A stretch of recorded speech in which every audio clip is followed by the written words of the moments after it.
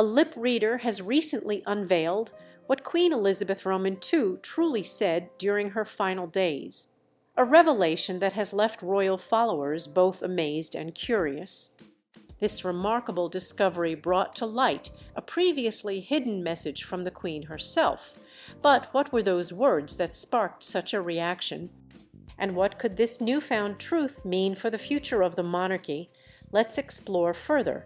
This discovery highlights one of the few instances where the Queen's genuine emotions were glimpsed. Throughout her life, Queen Elizabeth remained largely reserved, spending most of her time within palace walls and away from the spotlight. She seldom expressed opinions on political or global matters, and interviews with her were extremely rare. This reflected the royal tradition of keeping personal sentiments away from public view, a tradition the Queen upheld diligently. Yet on rare occasions during public events, fleeting moments revealed glimpses of her true character. In those subtle instances, people witnessed her wit, quiet frustrations, and heartfelt warmth. These rare, authentic moments deepened the public's affection for her. Unlike most children, young Elizabeth was not sent to school, but received private education at home. However, when the Second World War broke out, she didn't remain a passive observer. Instead, she chose to contribute.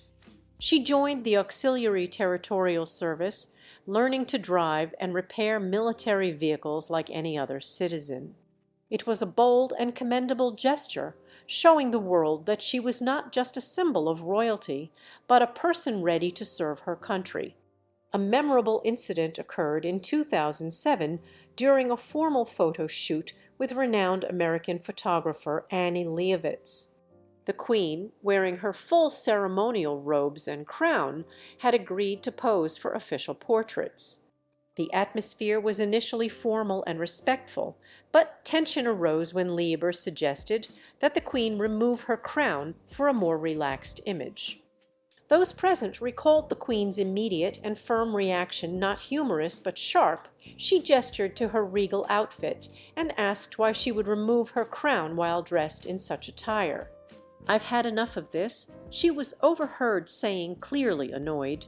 The media later released a preview of the footage, implying the Queen had stormed out. However, it was later revealed that the clip had been edited out of sequence. The broadcaster issued an apology, but the moment stayed in public memory as one of the rare occasions the Queen's irritation was caught on film.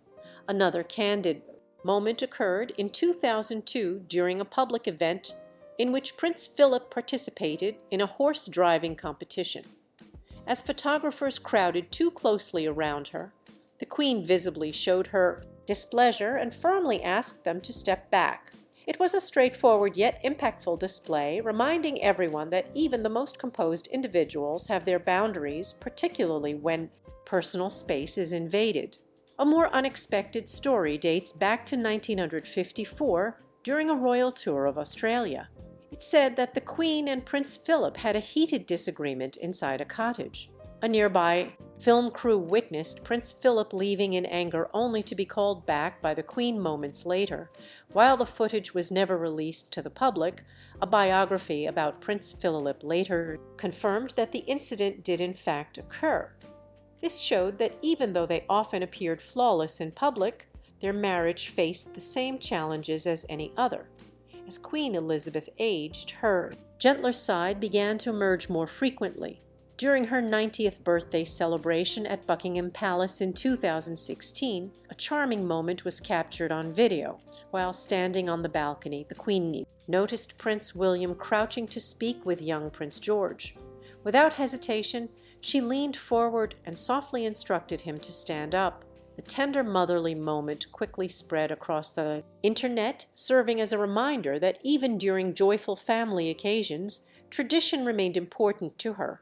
However, this was one of the rare occasions when the Queen openly expressed her feelings. Stay with us. A delightful kitchen mishap offers a glimpse into royal life. Darren McGrady, a former royal chef, spent over a decade working in the kitchens of Buckingham Palace, Sandringham, and Balmoral. During that time he learned not only about Queen Elizabeth Roman II culinary preferences, but also about her quiet resilience and deep appreciation for order. The Queen was famously meticulous when it came to food. Every meal had to be thoughtfully prepared and every ingredient precisely selected. Nothing was left to chance. Each day a detailed menu was crafted outlining everything the Queen would eat for breakfast, lunch, afternoon tea, and dinner. If the chefs wanted to introduce a new dish or alter a familiar one, they were required to submit it in writing for her approval. Even the smallest change needed her consent. The royal kitchen followed strict protocols, where even minor oversights could be noticed. One sunny summer at Balmoral Castle, Macready made a small but memorable error. He added a light and refreshing dessert to the menu called Veiled Farmers' Daughters, a simple dish made with stewed fruit, cinnamon crumble, and soft whipped cream, perfect for warm countryside day. While he remembered to include the dessert's name on the menu, he overlooked an essential detail, the recipe. The following day the Queen returned the menu with a short handwritten note in her slightly rushed handwriting. She asked, "Who are the Veiled Farmers' Daughters?" It wasn't a joke or a light-hearted inquiry. It was her subtle way of highlighting a break in the palace's well-structured system. Macready later admitted that it was one of the few occasions he truly irritated the Queen. In her world, where every detail mattered and everything had its place, a missing recipe was a serious oversight. Fortunately, Macready quickly submitted the recipe. To his relief, the Queen enjoyed the dessert, and it soon became a popular choice on warm summer days. Still, the lesson stuck with him.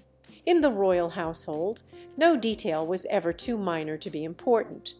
The Queen's attention to detail extended far beyond desserts. She had distinct preferences when it came to all her meals. One surprising fact was her aversion to garlic. It was strictly banned from palace kitchens as she disliked the lingering smell, especially before meeting guests, world leaders, or attending public engagements. The royal chefs knew this rule well and ensured it was never used in any of her dishes. Queen Elizabeth had a preference for simple yet refined meals when it came to her favorite foods. One particular dish she enjoyed was Dova sole served with spinach and corettes. It was a healthy, mildly flavored meal that was always presented with elegance. When The Crown premiered on Netflix, it quickly became a global sensation. Audiences were captivated by the show's stunning costumes, compelling performances, and the intriguing depiction of Queen Elizabeth II's life. From her early days as monarch to the numerous trials she encountered throughout her reign, viewers were drawn to the drama, the royal secrets, and the intimate glimpse into palace life. However, while the public embraced the series, the royal family, especially Queen Elizabeth, had a very different reaction. Initially, the Queen appeared unfazed by the show. It was actually Prince Edward and his wife Sophie who encouraged her to watch it. They even brought DVD of The Crown to Windsor Castle for the family to enjoy during quiet evenings. To many people's surprise, Queen Elizabeth found the early episodes engaging. She appreciated seeing parts of her past brought to life on screen and liked that the series was rooted in historical events. Vanessa Kirby, who portrayed Princess Margaret in the first seasons, once mentioned that Princess Eugenie had told her the Queen was a fan of the show. At the time, The Crown seemed to strike a respectful balance between dramatization and accuracy. However, as new seasons were released, the tone of the series shifted. The focus turned increasingly toward internal family conflicts and emotional struggles. Some storylines were exaggerated to heighten the drama, and this began to trouble the palace. One particular episode in Season 2 deeply affected the Queen. It depicted a young Prince Charles attending Gordonstoun, a rigorous boarding school in Scotland. Prince Philip, who had attended the same school during his youth, believed it would build Charles's resilience and independence. Yet the show portrayed Charles as isolated, bullied, and miserable, often writing despondent letters home. What upset the Queen most was how the show portrayed Prince Philip. Actor Matt Smith depicted him as emotionally distant and unsympathetic, even calling his son weak in one scene. While the scene resonated with the viewers, it struck a painful chord with Queen Elizabeth. To her it wasn't just fictional entertainment. It was her family's personal history, and the portrayal felt unjust. Sources close to the Queen said she was genuinely hurt. Even though she understood that The Crown was a work of fiction, she worried that global audiences might take it as complete truth. Prince Philip had always been a caring, involved father in his own way, and seeing him characterized as indifferent and harsh was distressing. Throughout their long marriage, Queen Elizabeth had always been protective of her family's public image. They had weathered scandals, gossip, and relentless public scrutiny. But this felt different. The Crown revealed private family moments that, in her view, should have remained confidential. Those familiar with the royal household believed the show didn't fully portray the truth. While Prince Charles had openly acknowledged the challenges of his school years, the parenting decisions made by the Queen and Prince Philip were thoughtful and made together like any other concerned parents. The reality was far more nuanced than the show suggested. Charles himself later admitted that although Gordonstown was a tough experience, it had also taught him valuable lessons about strength and independence. Sadly, The Crown focused mostly on the tragic moments, leaving out the valuable lessons he gained along the way. As the series began portraying more recent royal events, the royal family's discomfort grew. Many viewers, particularly younger ones, started to accept everything in the show as fact. The Queen and her advisors became concerned that the line between entertainment and real history was becoming blurred. While The Crown may have gone too far at times, the Queen responded with dignity and composure. For as long as anyone could remember, the royal family followed a long-standing principle: remain silent no matter what was said in the media. Whether it appeared in newspapers, magazines, or on television, the monarchy rarely responded. It was part of their tradition to keep their feelings private, maintaining a composed image in public. Queen Elizabeth, more than anyone, lived by this rule. Even when headlines were filled with stories about her and her family, she never voiced her frustrations. Instead, she chose quiet strength, carrying herself with grace and dignity. Whether it was a documentary, a news article, or a fictional series, the Queen believed it was wiser to let the world speculate while she focused on her responsibilities. Behind closed doors, however, the reality was more complicated. Many assumed the Queen endorsed the series, but in truth she never officially approved it. This misconception only added to the challenges faced by the royal family. They had to tread carefully, knowing their every word and action was under constant scrutiny. For generations, the monarchy held secrecy and refinement in high regard. Certain aspects of royal life were meant to remain private, shielded from public view. The Crown disrupted that boundary. It blended fact with fiction in a way that made viewers believe it was all true. The show didn't just recount royal history. It exposed painful, deeply personal experiences. It covered delicate topics like Princess Diana's emotional struggles and controversies involving other members of the royal household. With every new season, fresh headlines emerged along with new rumors and an endless stream of questions about the royals' private lives. The Queen and her family had to endure these repeated waves of public attention. A former palace employee once revealed that Queen Elizabeth quietly accepted this reality. She understood the world's fascination with royal life. She knew people would always be intrigued by what went on behind palace walls. Yet she firmly believed that some matters, especially those involving family, should remain sacred.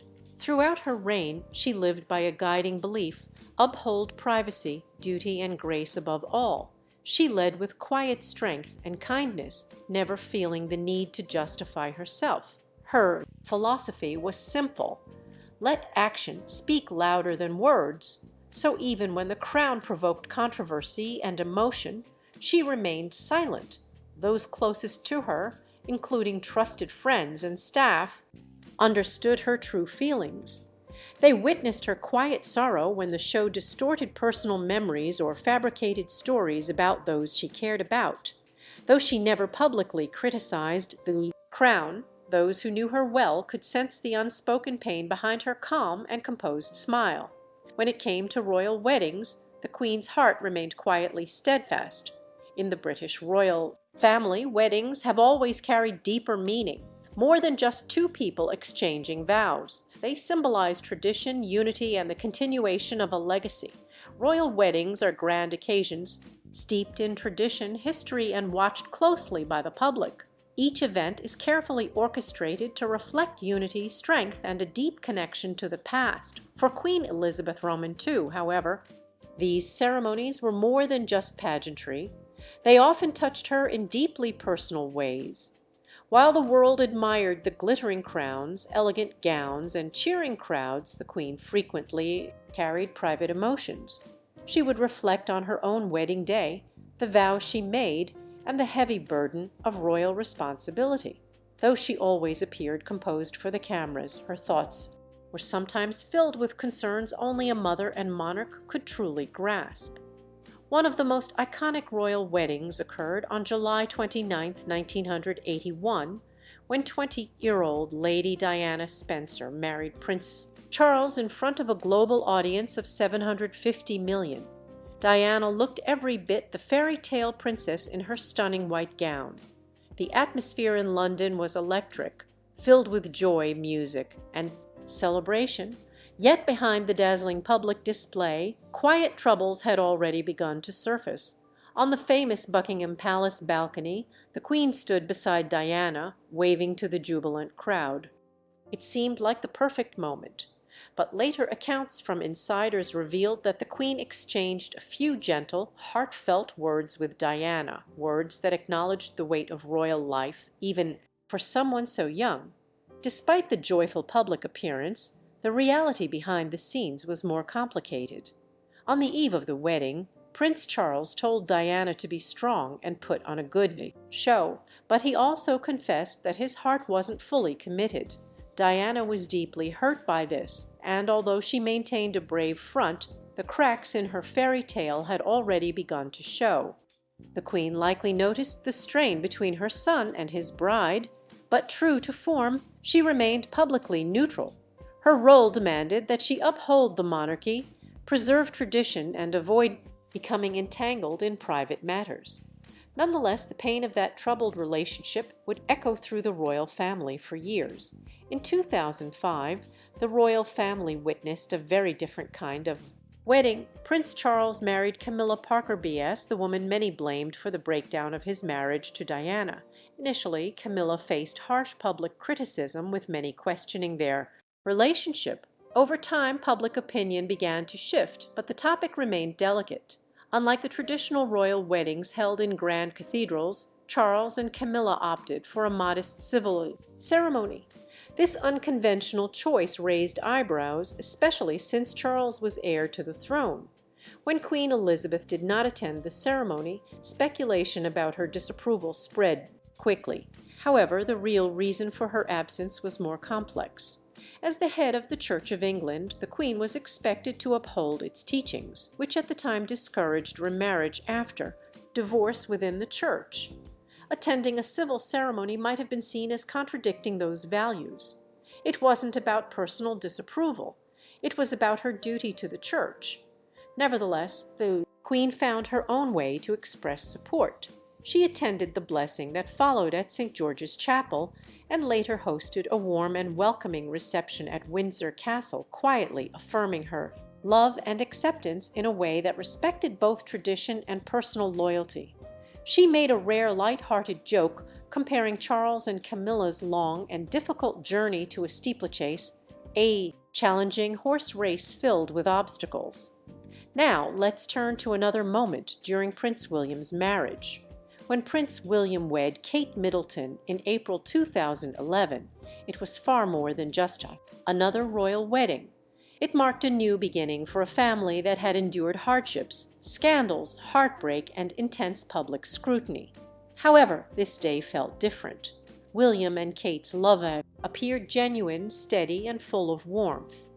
Though Kate was not born into royalty, she carried herself with remarkable grace, calmness, and quiet strength.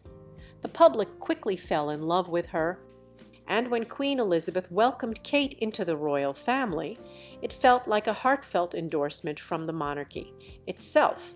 On the wedding day, over 2,000 guests filled Westminster Abbey, while outside the streets were crowded with joyful faces waving flags and cheering. Around the globe, millions watched on television as this touching love story unfolded. Kate's gown, designed by Sarah Burton for Alexander McQueen, was stunning, a perfect blend of tradition and modern elegance befitting a future queen. The dress soon became one of the most iconic wedding gowns in history. The day was filled with grand celebrations, but one small tender moment stood out. A rare glimpse of the queen's softer side. A royal historian later revealed that during the ceremony Queen Elizabeth quietly leaned over to speak with Prince Philip. This rare show of affection between the usually reserved couple caught attention, but what truly captured the Queen's focus wasn't the vast crowd, the floral arrangements, or the music. It was the carriage William and Kate chose for their post-wedding ride. They selected the 1902 State Landor, a beautiful open-top royal carriage traditionally used in past royal weddings. Most people barely noticed as the State Landor was classic and elegant, having been used by other royal couples such as Prince Charles and Princess Diana. Yet for Queen Elizabeth one carriage held a very special place in her heart, the glass coach. The glass coach wasn't just a means of transportation for the Queen. It was the very carriage she had ridden in on her wedding day in 1947. Princess Anne and Princess Diana had also used it. To the Queen, the coach was steeped in family memories, love, and royal heritage. A skilled lip reader later suggested that the Queen might have quietly expressed to Prince Philip her preference for the glass coach instead. Though a small moment unnoticed by most, it spoke volumes about the Queen's deep affection for family, traditions, and the meaningful details that link the past with the present. Now, looking at the quiet challenges behind royal weddings, the period before Prince Harry married Meghan Markle in 2018 was marked by the royal family being constantly under negative scrutiny. Scandals, heartbreaks, and family troubles seemed to follow them everywhere.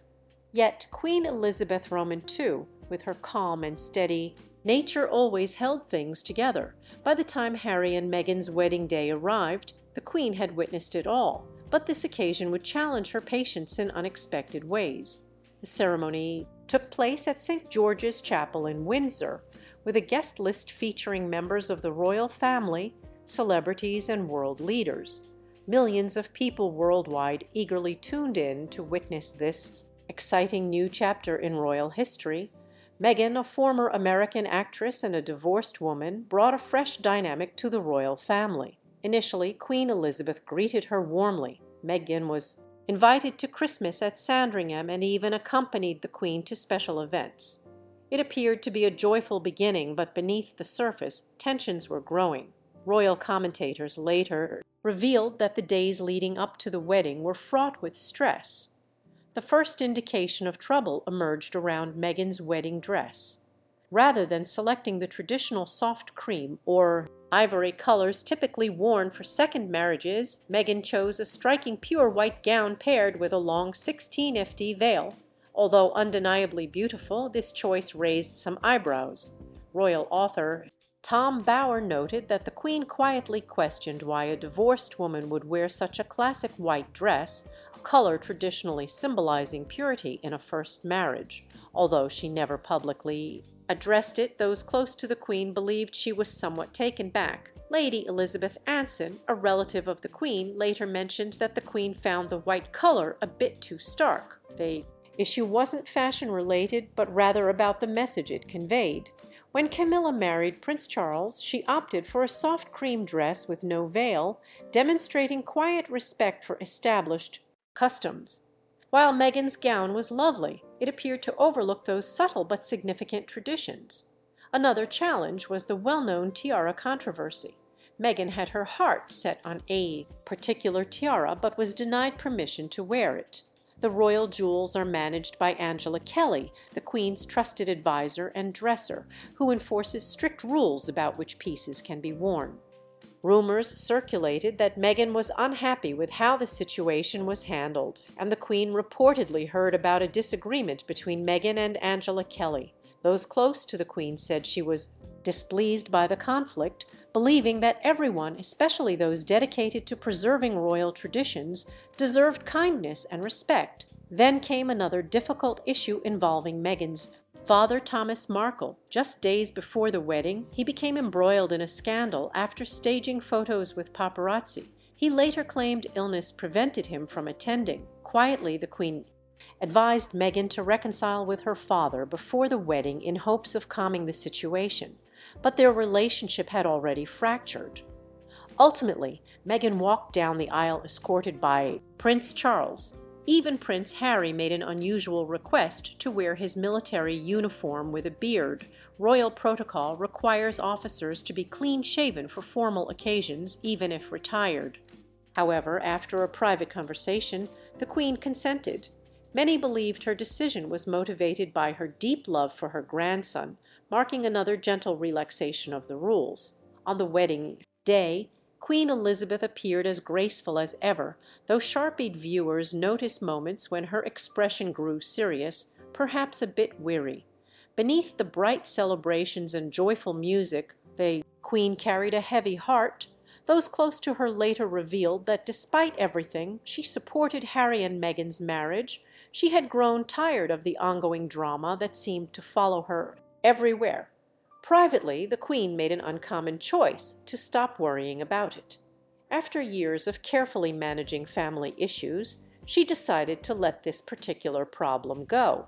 However, the troubles didn't end after the wedding. Public disagreements, misunderstandings, and endless press stories continued. Although the Queen maintained her usual calm, those close to her noticed she was growing weary. She had already reached her limit. What happened next struck a nerve, but what was it exactly? Let's explore. A name that shattered the silence. In 2021, the world was taken back when Prince Harry and Meghan Markle announced the birth of their daughter. They named her Elizabeth Diana, a name packed with significant meaning. The name Lai wasn't just any name. It was Queen Elizabeth's childhood nickname. As a little girl, the Queen couldn't pronounce Elizabeth properly and called herself Lai. Her parents, her sister Margaret, and later her beloved husband, Prince Philip, all affectionately used that name for her. To the world, she was Her Majesty the Queen, but to those closest to her, she was simply Liet. So when Harry and Meghan picked this name for their daughter, many wondered how the Queen would react. Harry and Meghan publicly claimed they had the Queen's blessing, but behind palace doors rumors suggested otherwise. Some royal insiders quietly said the Queen had not been consulted before the name was announced. According to royal expert Phil Dampier, the Queen felt somewhat uneasy, not because of the name itself, but due to how the news was revealed. Some in the palace felt the public was being led to believe the Queen fully approved, when in reality she may have been taken by surprise. Within the royal household, there was also concern about what might follow. Would pictures of baby Liet with the Queen be used for media deals or promotional purposes? Always protective of her family and image, the Queen quietly decided that no official photos of her with little Liet would be released. She never spoke publicly about the matter, but those around her understood her feelings. This silent disappointment wasn't the first the Queen experienced with Harry and Meghan. After Princess Diana's tragic death, Queen Elizabeth had tried to give Harry extra love and guidance as both grandmother and monarch. She had always kept him close to her heart. But in 2021, when Harry and Meghan sat down for their famous interview with Oprah Winfrey, the Queen was deeply saddened. In that interview, the couple spoke of pain, neglect, and even suggested racism within the royal family. These revelations spread worldwide in minutes. For Queen Elizabeth, who had always believed family matters should remain private, this was a heartbreaking moment. She viewed the crown as more than a symbol. It was a duty, a promise to serve, and something greater than any individual. Watching it become the subject of public gossip deeply wounded her. Those close to the Queen said it wasn't just the content of the interview that hurt her. It was the exposure of private family issues for all to see. Despite everything, she never publicly lashed out at Harry and Meghan. She never stripped them of their royal titles, nor made harsh statements. Yet something quietly shifted. The strong bond they once shared was never quite restored. The trust built over many years was gradually eroded. As Queen Elizabeth grew older, her feelings were a mix of pride and sadness: pride because the monarchy remained resilient through all challenges, and sadness because she felt a growing distance from some of her dearest loved ones.